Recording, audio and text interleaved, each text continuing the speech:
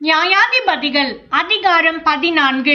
சிம்சோன் திம்னாத்துக்கு போய் திம்னாத்திலே பெலிஸ்தரின் குமார்த்திகளில் ஒரு பெண்ணை கண்டு திரும்ப வந்து தன் தாயையும் தகப்பனையும் நோக்கி, திம்னாத்திலே பெலிஸ்தரின் குமார்த்திகளில் ஒரு பெண்ணை கண்டேன், அவளை எனக்கு கொள்ள வேண்டும் என்றான்.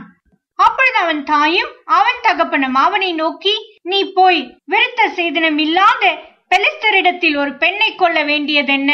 உன் சகோதரரின் குமார்த்திகளிலும் எங்கள் ஜனம் அனைத்திலும் பெண் இல்லையா என்றார்கள். சிம்சோன் தன் தகப்பனை நோக்கி, அவள் என் கண்ணுக்கு பிரியமானாள், அவளையே எனக்கு கொள்ள வேண்டும் என்றான்.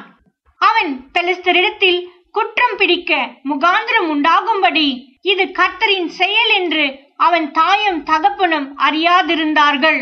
அக்காலத்திலே பெலிஸ்தர் இஸ்ரவேலை ஆண்டார்கள்.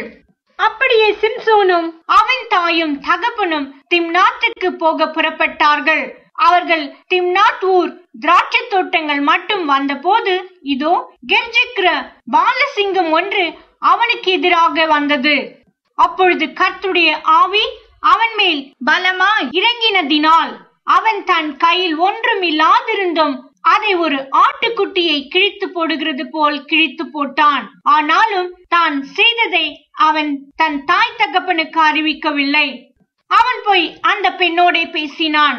அவள் சிம்சோனின் கண்ணுக்கு பிரியமாயிருந்தாள். சில நாளைக்கு பின்பு அவன் அவளை விவாகம் பண்ண திரும்பி வந்து சிங்கத்தின் உடலை பார்க்கிறதற்கு வழி விலகி போனான். இதோ சிங்கத்தின் உடலுக்குள்ளே தேனீ கூட்டமும் தேனும் இருந்தது. அவன் அதை தன் கைகளில் எடுத்து சாப்பிட்டு கொண்டே நடந்து தன் தாய் தகப்பனிடத்தில் வந்து அவர்களுக்கும் கொடுத்தான். அவர்களும் சாப்பிட்டார்கள். ஆனாலும் தான் அந்த தேனை சிங்கத்தின் உடலிலே எடுத்ததை அவர்களுக்கு அறிவிக்கவில்லை. அவன் தகப்பன் அந்த பெண் இருக்கும் இடத்தில் போன போது சிம்சோன் அங்கே விருந்து செய்தான். வாலிபர் அப்படி செய்வது வழக்கம். அவர்கள் அவனை கண்டபோது அவனோட கூட இருக்கும்படி 30 தோழரை அவனிடத்தில் கொண்டு வந்தார்கள். சிம்சோன் அவர்களை நோக்கி, ஒரு விடுகதையை உங்களுக்கு சொல்லுகிறேன், அதை நீங்கள் விருந்துண்கிற 7 நாளைக்குள்ளே கண்டுபிடித்து எனக்கு விடுவித்தால் நான் உங்களுக்கு 30 துப்பட்டிகளையும் 30 மாற்று வஸ்திரங்களையும் கொடுப்பேன். அதை எனக்கு விடுவிக்காதே போனால் நீங்கள் எனக்கு 30 துப்பட்டிகளையும் 30 மாற்று வஸ்திரங்களையும் கொடுக்க வேண்டும் என்றான். அதற்கு அவர்கள், உன் விடுகதையை சொல்லு, நாங்கள் அதை கேட்கட்டும் என்றார்கள்.